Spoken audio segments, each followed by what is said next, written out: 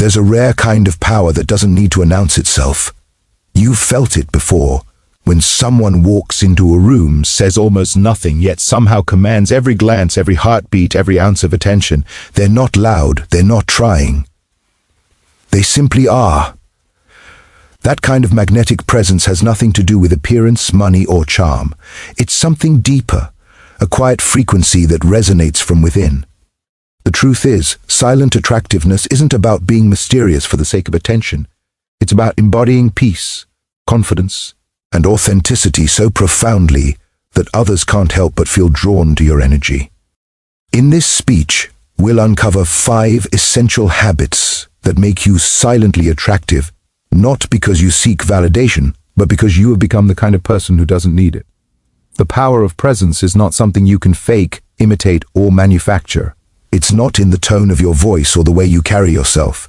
It's something much deeper, something that lives beneath the surface of your personality. Presence is the rare quality of being fully here. It's when your mind, body, and spirit are aligned in the same moment, not scattered in thoughts of the past or anxious projections of the future. When someone is truly present, you can feel it before they even speak. They enter a space, and the energy subtly shifts. Not because they demand attention, but because they give attention to the moment, to the people around them, to life itself. In a world drowning in distraction, presence has become a superpower. Most people are barely here. They scroll, react, and rush from one thing to another, always somewhere else mentally. Their attention flickers like a broken light bulb, on and off, never steady. But the one who is grounded in the present moment becomes magnetic without even trying.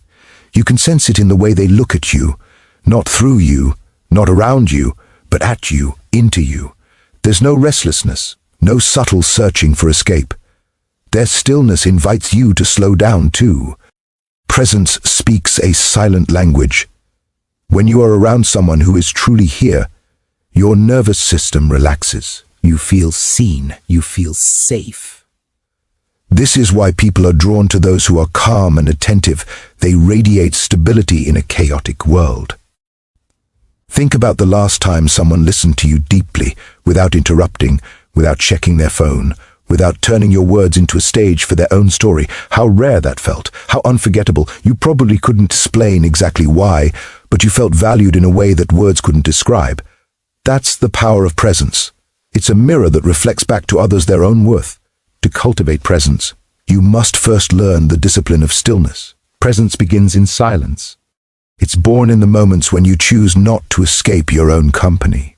Most people avoid silence because in silence the mind starts to speak, and not always kindly. But when you learn to sit with yourself, to breathe, to simply be, you begin to build an inner foundation that cannot be shaken. The more comfortable you are in your own presence, the more magnetic you become in the presence of others. People who lack presence are easy to identify. They are constantly seeking validation. Their attention darts from one reaction to another because they need the world to confirm that they matter. But when you are truly present, you no longer chase that confirmation. You already know who you are. You don't need to fill every silence with words, because you understand that silence itself communicates confidence.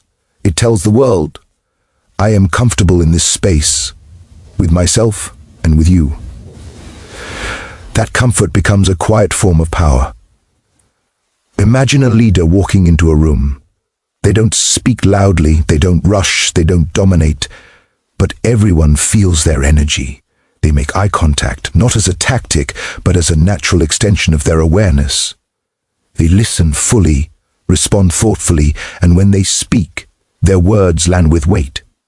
That's presence. It's not about being intense or mysterious. It's about being real. People trust those who are present because presence feels like truth. Even in personal relationships, presence transforms everything. When you are truly there for someone, when you listen to understand instead of waiting to reply, you create connection. It's not about saying the right things, it's about feeling the moment together. Lovers, friends, even strangers. Everyone feels it when you're not divided between your phone and your thoughts. Presence is intimacy without touch, connection without effort. There's also a spiritual depth to this quality.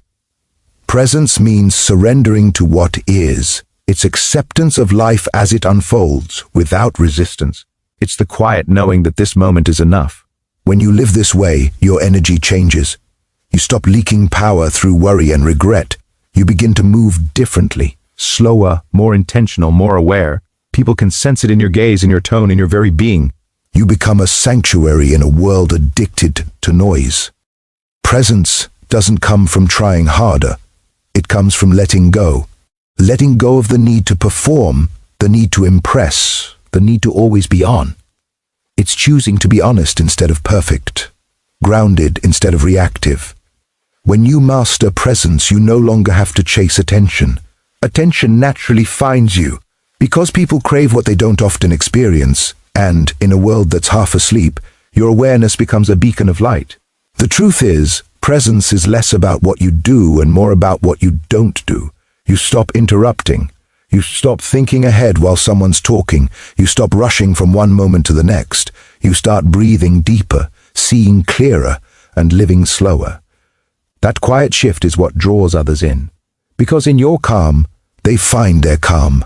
In your stillness, they remember their own. And that's the unspoken magic of presence. It teaches without preaching, influences without force, and attracts without trying. It is the rarest kind of beauty, the kind that cannot be seen, only felt. The grace of self-control is one of the most underestimated, yet profoundly magnetic qualities a person can possess. It's not about suppressing emotions or pretending to be unaffected. It's about mastering the art of inner balance. When you have self-control, you move through life with a quiet strength that commands respect without demanding it. People sense it immediately. It's in the way you pause before you speak, the way you breathe before reacting, the way you stay composed, when others lose themselves to chaos. It's the invisible line between power and fragility, and those who walk it with grace become unforgettable. Every human being feels anger, fear, jealousy, and pain. These emotions are natural and necessary. But the difference between those who attract peace and those who attract drama lies in one thing: response. The person who has mastered self-control doesn't deny their emotions, they discipline them. They can feel deeply without drowning in the feeling. They can experience anger without letting it turn into destruction. This calm doesn't mean they are weak or detached. It means they have learned that peace is more valuable than winning an argument, more precious than proving a point. There's immense power in being able to stand in the fire of emotion and not be burned by it. Imagine two people in conflict. One yells, interrupts, and lets frustrations spill out like wildfire. The other remains steady, speaks slowly, and listens carefully. The first seems powerful in their loudness, but it is the second who truly controls the room. Because power is not found in noise, it's found in composure. The one who doesn't react instantly has already won, because they are not ruled by the emotional tides of the moment. Self-control is attractive because it communicates safety. People are drawn to those who can hold space for others without losing themselves. When someone sees that you don't get easily provoked or shaken, they instinctively trust you. They feel secure in your presence because your energy is stable. It's like standing beside a mountain. You feel its strength not because it shouts, but because it stands firm against every storm. This kind of emotional steadiness is especially rare in our age of instant reactions. With one comment online, one rumor, or one misunderstanding, people explode, defend, or withdraw. But imagine being the person who doesn't take the bait, the one who doesn't need to respond immediately to every provocation. That restraint radiates power. It tells the world that you are not controlled by external forces. You move only when you choose to. And that autonomy, that quiet mastery of self, is what others find magnetic. Self-control also shows up in subtle ways, like patience. Patience with people, with time, with yourself. When you can delay gratification, when you can wait without resentment, you show that your peace does not depend on circumstances. The person who can wait calmly for what they desire, who can trust timing without rushing or forcing outcomes, carries an aura of quiet faith. People sense that and admire it even if they can't name it, because in a world obsessed with instant satisfaction, patience looks like wisdom. Think of an athlete who trains daily, resisting temptation and fatigue to pursue excellence, or a person recovering from heartbreak, choosing not to chase closure but to heal in silence, or someone who faces insult yet smiles and walks away because they know their worth doesn't need defending. These moments of restraint may seem small, but they build an unshakable foundation of strength. Every time you choose peace over impulse, you reclaim a piece of your power. Self-control isn't about pretending you don't care. It's about caring deeply while remaining centered. It's the difference between reacting to the storm and becoming the calm within it. People who possess this grace don't suppress emotion, they transform it. They use anger as fuel for action, sadness as depth for empathy, and fear as a reminder to grow. That transformation creates an aura of emotional maturity that draws others in effortlessly. There's a certain elegance in self-restraint that no display of dominance can match. It's the elegance of someone who knows they could fight back, but choose not to, who could prove their point, but prefer peace instead, who could chase, beg, or explain, but simply won't. This kind of person doesn't need to justify their silence. Their stillness speaks louder than words ever could. Self-control also breeds respect. When you show that you can manage yourself, people learn that they cannot easily manipulate or provoke you. You stop being predictable. You stop being reactive. You start moving with purpose. That unpredictability, when grounded in peace, makes you magnetic, because people can't quite figure out what you'll do next, but they know whatever you do, it will come from strength, not desperation. The grace of self-control is not perfection, it's awareness. It's the quiet recognition of when to act and when to let go. It's knowing that not every comment needs a reply, not every slight deserves your energy, and not every loss is a tragedy. When you carry that level of emotional discipline, you become untouchable in the best way possible. You no longer get pulled into chaos. Chaos loses interest in you. And that's where true attraction lies. Not in the loud display of confidence, but in the soft command of your own spirit. The one who can master themselves becomes a magnet to those still trying to find that peace within. They become a reminder that power is not in domination or control of others. It's in the graceful command of oneself. There's something profoundly magnetic about a person who knows where they're going, even if no one else understands the path they've chosen. Purpose has a quiet power, a mystery that draws people in without explanation. It's not about ambition or achievement in the traditional sense. It's about alignment.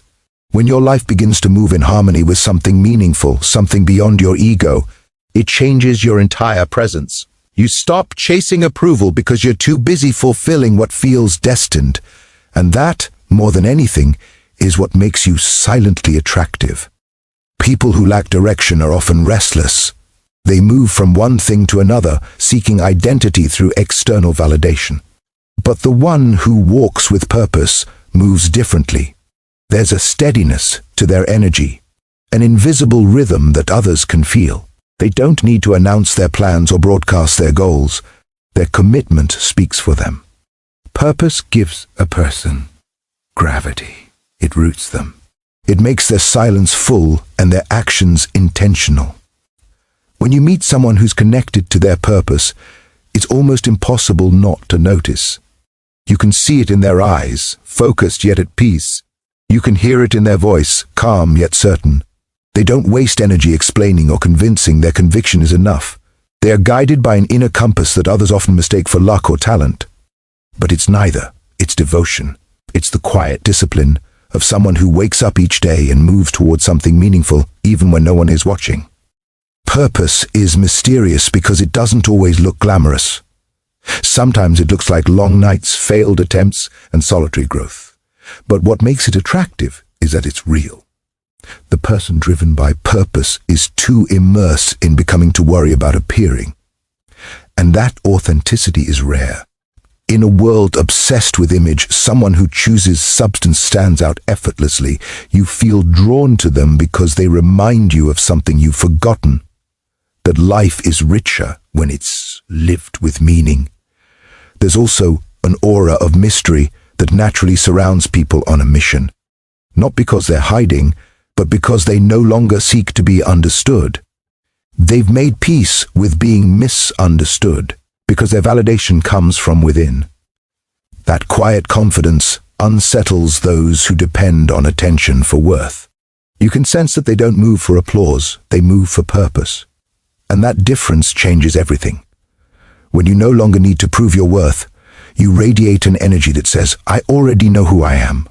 Think of historical figures, artists, thinkers, or even people you've met in your own life who seem to live for something greater than themselves. Their lives carried an almost spiritual intensity. They weren't distracted by noise or comparison. They didn't crave the spotlight found them. That's what purpose does. It draws the world to you, not because you chase it, but because you embody clarity in a world addicted to confusion. Even in ordinary life you can see this truth. The teacher who shows up every day with passion, not because it's glamorous, but because shaping minds gives her meaning. The craftsman who perfects his work in silence, pouring his heart into every detail even when no one notices. The parent who sacrifices their own comfort for the growth of their children. These people might not think of themselves as attractive in the social sense, but there's a magnetic beauty to their devotion. Their lives have depth, and depth always draws the eye. Purpose gives you an inner fire that can't be replicated through performance. It's not about trying to be inspiring. It's about being so aligned that your life itself becomes a message. When you walk in purpose, you no longer chase attention, because your path already demands everything from you. Your silence becomes meaningful. Your actions carry weight. Even your mistakes feel sacred because they are part of something larger. That authenticity is what people crave. The most attractive energy in the world is peace combined with direction. When someone has both, you can't help but notice. They don't drift aimlessly, and they don't panic when things go wrong. They trust the process because they're not chasing random goals. They're answering a calling. That sense of certainty, even in uncertainty, captivates others. It's not arrogance, it's spiritual alignment. Purpose makes you mysterious because it gives you focus. The world wonders what fuels you, why you're not easily shaken, why you seem to move with such certainty even when others doubt. But the truth is, purpose is a sacred fire that burns quietly inside. It doesn't need to roar, it simply glows. And those who carry that light are often the ones who don't speak much about it. They live it, they embody it, and without even trying, they draw others closer, not through words but through the silent gravity of meaning.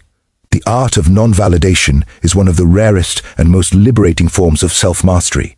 It is the ability to exist peacefully without constantly needing approval, attention, or reassurance from others.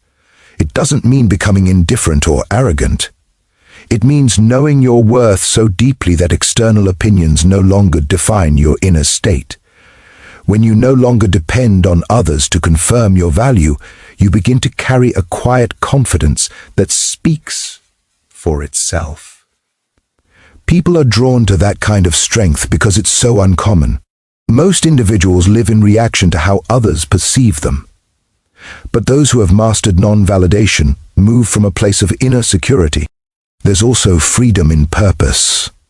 You stop seeking people to fill your emptiness because your mission already fills you. You stop playing roles to be liked because you finally like the person you're becoming. You no longer depend on others to tell you that your life matters.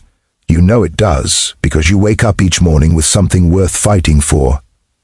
That inner peace radiates through your posture, your speech, your very being.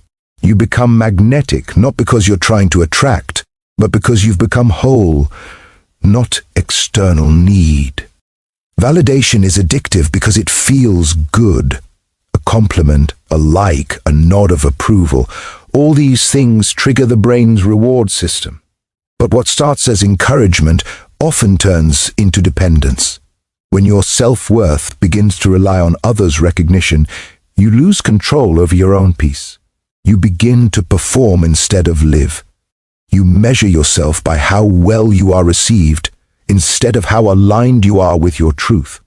And when validation is withheld, you feel small, anxious, or invisible. That's not power, that's bondage. The art of non-validation breaks that chain. It teaches you that your worth remains untouched whether or not anyone notices it. There's something magnetic about someone who doesn't need to prove themselves.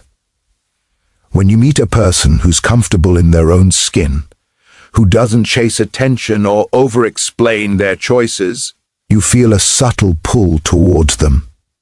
Their detachment isn't cold, it's dignified.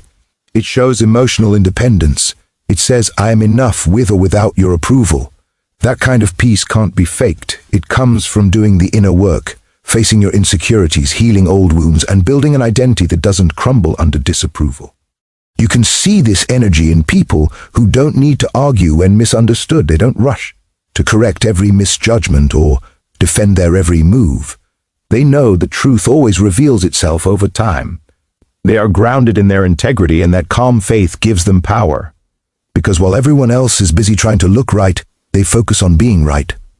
There's strength in restraint, an elegance in knowing that not everything deserves a reaction. Learning the art of non-validation doesn't mean isolating yourself from love or connection. It means entering relationships from fullness rather than lack. When you no longer need someone to make you feel worthy, you become capable of deeper love. Love that isn't rooted in fear of loss or rejection. You stop clinging. You stop pleasing, you stop twisting yourself into shapes that others will accept. Instead, you show up as you are. And paradoxically, that authenticity makes you more attractive. Because people can sense when you're not trying to impress them. They can feel the stability in your self-acceptance. There's a quiet rebellion in living this way. The world constantly tries to convince you that your worth depends on how you look, how much you achieve, or how many people like you. But when you refuse to participate in that game, you disrupt the illusion.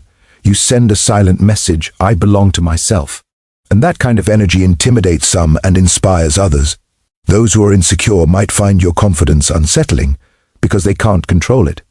But those who are awake will be drawn to it because it reflects what they crave, freedom from the endless need to be liked.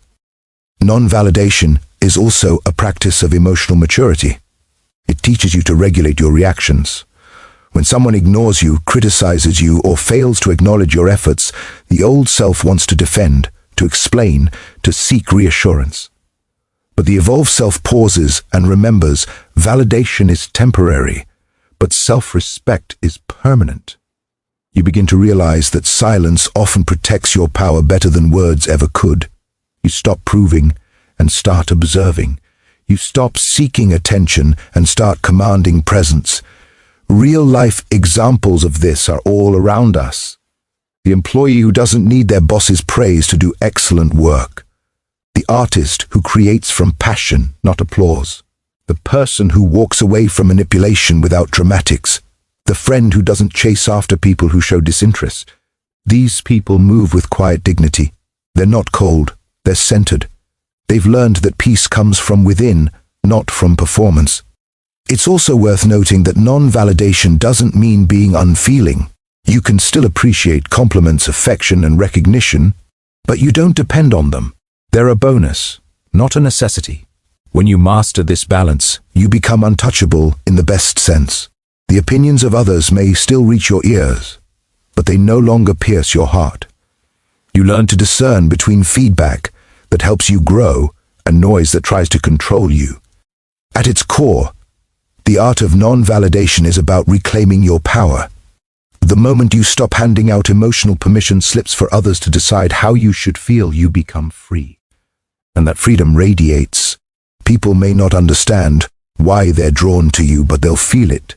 They'll sense your independence, your serenity, your quiet certainty. You become like still water, deep, calm, and reflective. In a world where everyone shouts for attention, your silence becomes magnetic, because real confidence doesn't seek validation. It creates it simply by existing. The warmth of genuine kindness is one of the most powerful and silently attractive forces in existence. It doesn't come from grand gestures or perfect words. It radiates from a person's spirit. True kindness isn't performative. It's an effortless expression of empathy, patience, and understanding. It doesn't seek credit, recognition, or reciprocation. It simply flows. And in a world where people are often guarded, suspicious, and self-centered, authentic kindness feels like sunlight breaking through clouds. It softens even the hardest hearts and lingers long after the moment has passed. Genuine kindness begins with how you treat yourself. Many people mistake kindness for weakness because they associate it with constant giving or self-sacrifice. But real kindness isn't about depleting yourself. It's about being so connected to your own peace that you can extend it to others without resentment. When you carry warmth within, people can feel it. They're drawn to you not because you flatter them, but because your presence feels safe. You don't compete. You don't manipulate. You don't judge. You see others as human beings, not as threats or tools. That kind of energy is rare, and that's why it's magnetic. You can always tell the difference between someone who's kind because it's in their nature and someone who's kind because they want something. The first gives without expectation. The second gives to be noticed. True kindness doesn't announce itself. It shows up quietly, consistently, and sincerely. It's in the small moments, when you listen without interrupting, when you smile at a stranger, when you show patience instead of irritation, or when you choose to forgive even when you have every reason not to. These are simple acts, yet they carry immense weight. People remember how you made them feel long after they forget what you said. There's a deep beauty in how kindness transforms the energy of a room.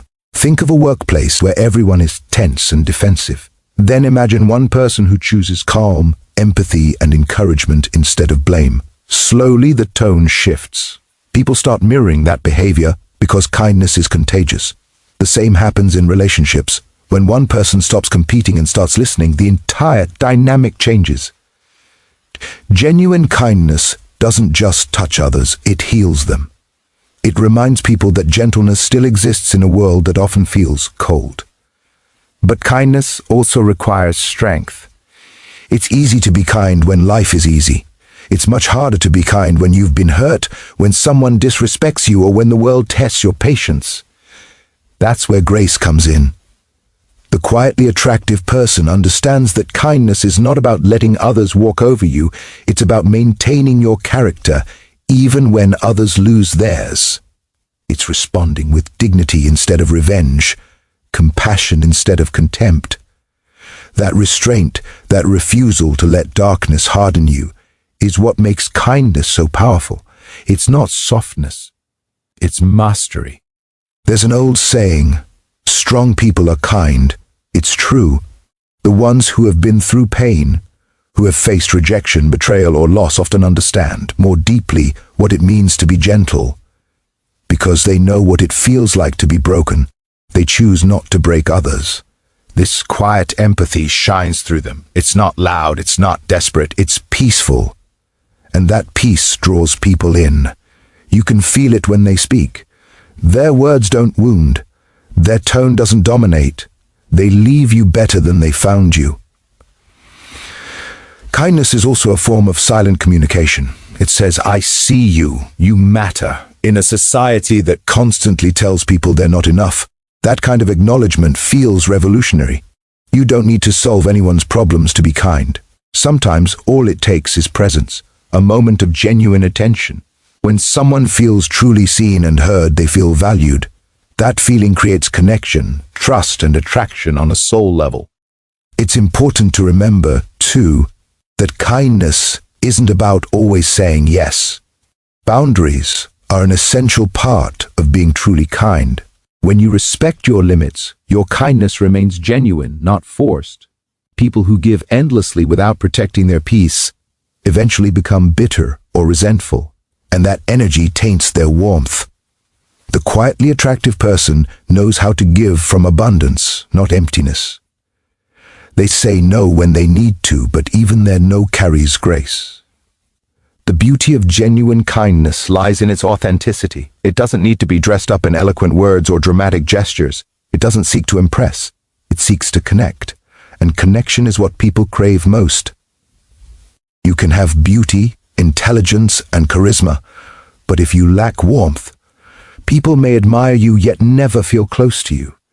Kindness bridges that gap. It turns admiration into affection, respect into trust. Ultimately, genuine kindness is not just an action. It's an atmosphere.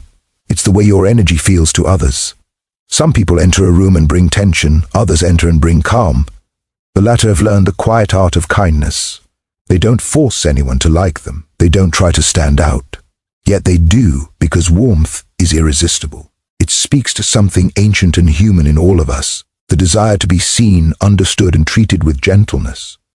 That's why kindness never goes unnoticed, even when it seems it does. It leaves an imprint on every soul it touches. People may forget your name, your achievements, your appearance, but they will remember how you made them feel in your presence. Genuine kindness lingers like fragrance in the air long after you've walked away. It is the quietest form of attraction, and the most enduring. In the end, silent attractiveness is not about tricks, tactics, or pretending to be someone you're not.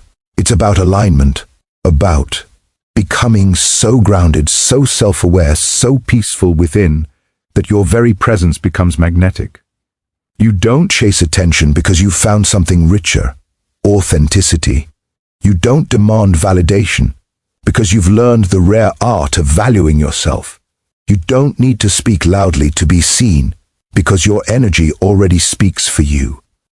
When you live with presence, when you master self-control, when you walk in purpose, when you stop needing approval, and when you radiate kindness, you begin to carry a quiet power that the world can't ignore. People will be drawn to you without knowing why. They'll feel your confidence, your calm, your integrity, your depth. You'll move through life not as someone trying to prove their worth, but as someone who already knows it. And that is the secret. The most attractive people are not those who seek attention, but those who embody peace. They don't need to shine. They illuminate naturally. Their silence is not emptiness, it's presence. Their stillness is not weakness, it's power. So, stop trying to be noticed. Start becoming. Live with purpose, walk with grace, speak with intention, love with gentleness. And in your quiet strength you will discover what the loudest voices in the world have missed, that true beauty doesn't perform, it radiates.